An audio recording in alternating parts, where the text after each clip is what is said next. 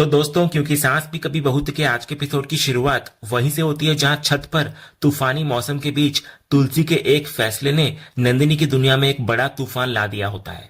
तुलसी के ये कहने पर कि वो रियांश और नियति को शांति निकेतन लाना चाहती है, नंदिनी के होश उड़ जाते हैं। वो सदमे में पूछती है, ये आप बोल रही है माँ? आप तो सब कुछ जानती है ना? तो तुलसी कहती है, यही तो मुश्किल है कि वो सब कुछ जानती है और ये भी जानती है कि रियांश इस घर का वारिस है, उसका खून है, उसका पोता है। वो पूछती है, क्या उसके पोते की जगह उसके घर में नहीं है? वो कहती है कि इसीलिए आज वो अपने पोते को घर लाने के लिए अपनी बहू से परमिशन मांग रही है। तो ये सुनकर नंदिनी टूट जाती है। वो कहती है, इससे अच्छा तो आप मेरी जान ही मांग लेती माँ। वो कहती है कि तुलसी ने ये बात कहकर एक ही पल में उसको पराया कर दिया। वो अपना दर्द बयां करते हुए कहती है कि उसे हमेशा लगता था कि बुरे वक्त में चाहे कोई साथ न दे, लेकिन तुलसी हमेशा उसका साथ देगी, पर आज उन्होंने सब कुछ खत्म कर दिया। वो कहती है कि तुलसी ने एक बार भी उसके बारे में नहीं सोचा। तभी जब तुलसी उसको समझाने की कोशिश करती है तो नंदिनी उसको रोक देती है और कहती है कि आज उसे बोलने दिया जाए। वो कहती है कि सालों पहले तुलसी ने उसके लिए जो किया वो शायद ही कोई सास अपनी बहू के लिए कर सकेगी, लेकिन आज वो बदल गई है। तभी तुलसी कहती है कि नंदिनी गलत समझ रही है, लेकिन नंदिनी कहती है कि वो गलत नहीं समझ रही है, बल्कि अब उसे सब कुछ समझ में आ रहा है। वो कहती है कि सालों पहले तुलसी ने जो उसके लिए किया शायद उनके लिए वो गलत था और आज वो उसे सही करना चाहती है। तभी जब तुलसी इस बात से इनकार करती है तो नंदिनी पूछती है कि और क्या वजह हो सकती है। वो कहती है कि तुलसी को आज तक अंश की जान लेने का अफसोस है, इसीलिए जिस माँ ने अपनी बहू को बेटी से बढ़कर समझा, आज अचानक उसका पोता उस बहू से बढ़कर हो गया। नंदिनी कहती है, आप अतीत को भूल गई हैं और आपको सिर्फ अपना वारिस याद रहा। जिस अतीत को और जिस चेहरे को मैं मरते दम तक नहीं भूल सकती, आप उसी को आज मेरे सामने लाकर खड़ा करना चाहती हैं। क्यों माँ? बस इसलिए क्योंकि वो आपके बेटे का बेटा है, आपका खून है? वो पूछती है, आज आपने अपने और पराये में फर्क कर ही दिया ना? यह सुनकर तुलसी का सब्र जवाब दे जाता है। वो कहती है कि ये बिल्कुल गलत है। वो कहती है, मुझे बिल्कुल भी अफसोस नहीं है कि मैंने अंश को मारा, क्योंकि मैंने वो किया जो सही था।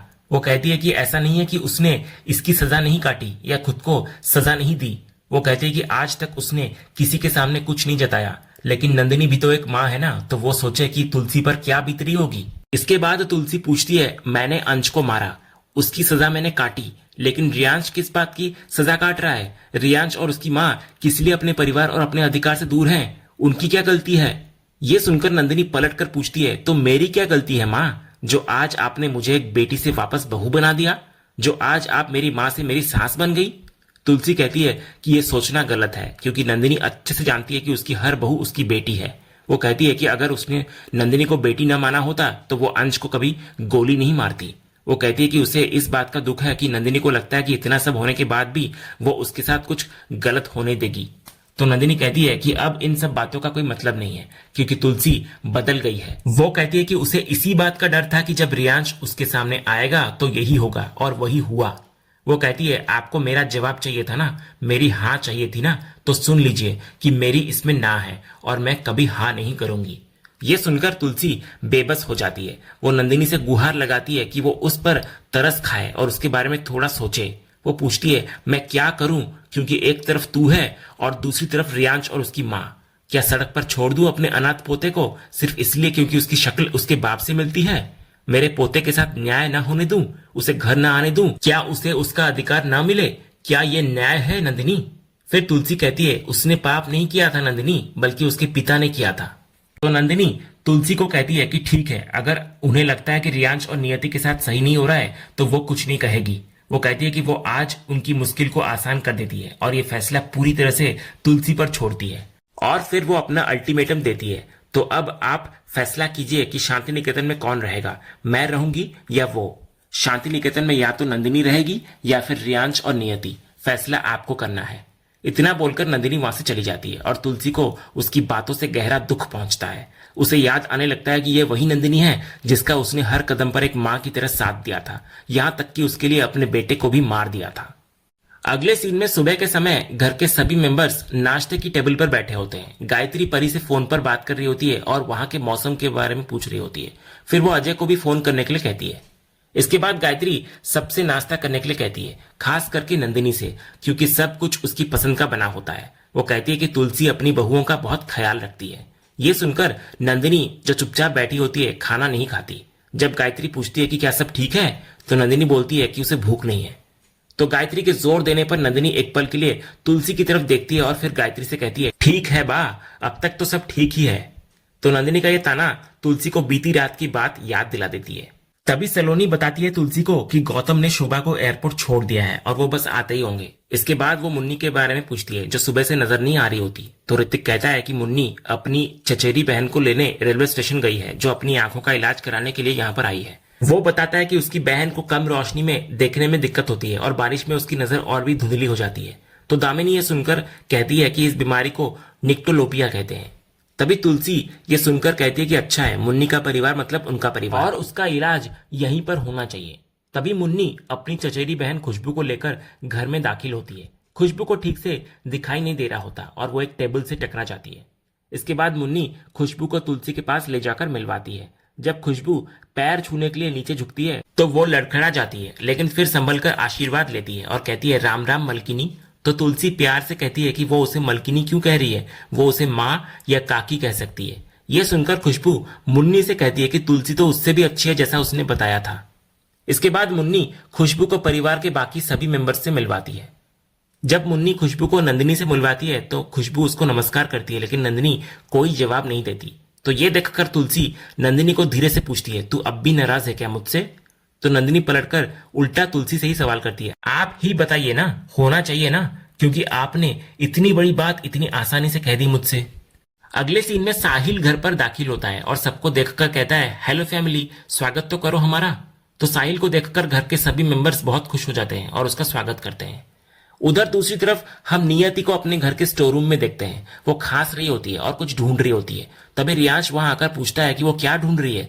तो नियति कहती है कि वो उसकी पुरानी गिटार ढूंढ रही है ताकि उसका मूड ठीक हो सके, क्योंकि वो पिछले कुछ दिनों से उदास है। रियांश कहता है कि उसका मूड ठीक करने के चक्कर में नियति को अपनी तबीयत खराब करने की जरूरत नहीं है। इसके बाद रियांश एक पुराना संदूक उठाकर उसको बाहर फेंकने की बात करता है, लेकिन नियति उसको रोक लेती है। वो कहती है कि इस संदूक में उसके पिता के कुछ जरूरी कागजात हैं, इसलिए इसे किसी को भी हाथ लगाना मना है। इसके बाद नियति को याद आने लगता है कि उसको सोसाइटी की मीटिंग में जाना है। वो रियांश को बाहर निकलने के लिए कहती है ताकि वो लॉक लगा सके, लेकिन रियांश बोलता है कि जब वो स्टोर रूम में आ ही गया है तो वो अपना कुछ सामान देख लेता है और वो खुद लॉक कर देगा। तो नियति उसको कुछ भी न फेंकने की हिदायत देकर वहां से चली जाती है। तो फिर नियति के जाते ही रियांश की नजरें उस संदूक पर टिक जाती है। वो सोचता है कि इसमें ऐसा क्या है जिसको हाथ लगाना भी मना है। ये सोचकर वो उस संदूक को खोल देता है।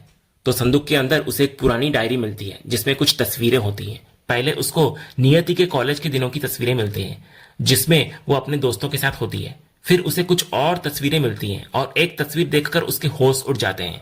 उस तस्वीर में नियति अंश के साथ होती है। तो रियांश अंश को देखकर चौंक जाता है और कहता है, ये तो बिल्कुल मेरे जैसे दिखते हैं और मैं भी बिल्कुल इनके जैसा दिखता हूं। तभी रियांश को शक होता है कि कहीं करण डैड इन्हीं के बारे में तो बात नहीं कर रहे थे। वो सोचता है कहीं ये मेरे रियल डैड तो नहीं है। वो सोचता है कि अगर ऐसा है तो इस तस्वीर को संदूक में क्यों छुपाया गया है। वो परेशान होकर सोचता है कि आखिर उसके डैड ने ऐसा क्या किया था कि उनके बारे में पूछने से भी करण ने मना कर दिया। तभी रियांश को वो सारे पल याद आने लगते हैं जब तुलसी और नंदिनी दोनों ही उसे पहली बार देखकर चौंक गई थी। ये सब सोचने के बाद रियांश वो सारी तस्वीरें अपने पास रख लेता है। उधर शांति निकेतन में साहिल सबके लिए तोहफे लेकर आया होता है। वो कहता है कि इतने दिनों बाद आ रहा था तो खाली हाथ कैसे आता। फिर वो कहता है कि बड़ी माँ ने ही सिखाया है कि खाली हाथ नहीं आते। इसके बाद वो एक गिफ्ट उठाकर तुलसी को देता है और कहता है कि ये उनके लिए है। तभी दामिनी बोलती है, अरे वाह, वो माँ के लिए भी गिफ्ट लाया है। तो साहिल कहता है कि सबसे पहले बड़ी माँ, बाकी सब बाद में। तो तुलसी इधर कहती है कि गिफ्ट लाने की क्या जरूरत थी, उसका आना ही सबसे बड़ा गिफ्ट था। इस पर ऋतिक और पार्थ मजाक में तुलसी को कहते हैं कि वो गिफ्ट ले ले, वरना उनके चक्कर में उनका भी नुकसान हो जाएगा।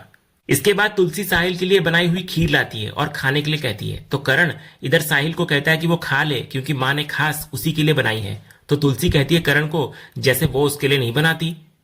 तो करण कहता है कि बोलने में क्या जाता है, बेचारा खुश हो जाएगा। तो साहिल कहता है कि बनाई किसी ने भी हो, मिल तो रही है, और सबसे बड़ी बात यह है कि ये बड़ी माँ के हाथ की खीर है। फिर साहिल तुलसी के हाथ की खीर की तारीफ करता है और सबसे पूछता है कि उन्हें उसके लाए हुए तोहफे कैसे लगे। तो सब लोग कहते हैं कि बहुत अच्छे लगे। तभी दामिनी तुलसी को लैपटॉप के लिए धन्यवाद कहती है जो तुलसी ने उसको दिया होता है। तो तुलसी उसको कहती है कि माँ को कभी गिफ्ट के लिए थैंक यू नहीं कहते। इसके बाद जब करण साहिल से उसके अचानक आने का कारण पूछता है तो साहिल कहता है कि उसे बड़ी माँ ने ही बुलाया है क्योंकि घर में सलोनी और मुन्नी की गोद भराई की रस्में होने वाली है। इधर गौतम भी साहिल के आने पर खुशी जताने लगता है तो गायत्री कहती है कि तुलसी ने साहिल को बुलाकर बहुत अच्छा किया क्योंकि हेमंत तो अपने काम में बिजी रहता है लेकिन साहिल के यहाँ रहने से उसको अच्छा लगेगा। तभी तुलसी एक गंभीर घोषणा करती है। वो कहती है कि साहिल का आना जरूरी था क्योंकि जब गौतम, करण और ऋतिक सभी भाई घर में मौजूद हैं तो वे लोग बंटवारे की बात कर सकते हैं। तो ये सुनकर घर के सभी मेंबर्स हैरान नजर आते हैं। गौतम पूछता है कि ये सब अचानक क्यों? तो तुलसी समझाती है कि घर में सबका काम और खर्चे अलग अलग हैं और वो अकेले ये सब कब तक संभालेगी। वो कहती है कि मीर का भी यही मानना था कि सबके बीच ढंग से बात हो जाए कि बिजनेस और इन्वेस्टमेंट कैसे बटेंगे। वो कहती है कि अभी से बात शुरू करेंगे तभी जाकर पेपर वर्क पूरा होगा।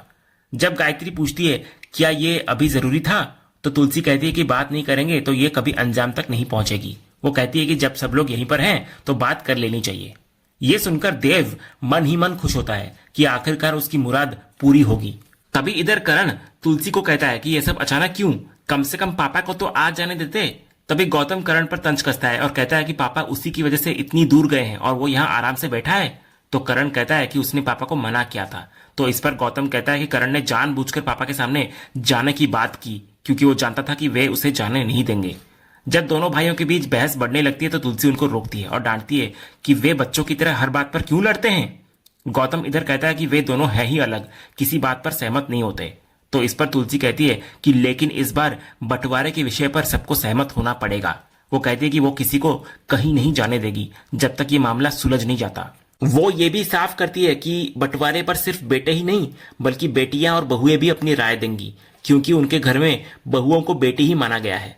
जैसे ही तुलसी ये कहती है, नंदिनी जो अब तक चुपचाप बैठी होती है एक तीखे और ताने भरे अंदाज में कहती है यार राइट। इतना बोलकर वो अक्कड़ के साथ उठकर वहां से चली जाती है। तभी करण उसके पीछे पीछे जाता है और घर के बाकी सभी मेंबर्स, खासकर तुलसी, नंदिनी के इस अपमानजनक बर्ताव से हैरान नजर आते हैं। और इसी तनावपूर्ण और हैरान कर देने वाले सीन के साथ आज का यह एपिसोड यहीं पर खत्म होता है। तो दोस्तों, आपको आज के एपिसोड का कौन सा सीन सबसे ज्यादा पसंद आया हमें कमेंट करके जरूर बताएं। अगर आप क्योंकि सास भी कभी बहू के फैन हैं और कोई भी अपडेट मिस नहीं करना चाहते तो हमारे इस चैनल को सब्सक्राइब करना ना भूलें और बेल आइकन को भी जरूर दबाएं। हम मिलेंगे अगले एपिसोड के अपडेट के साथ। तब तक के लिए धन्यवाद।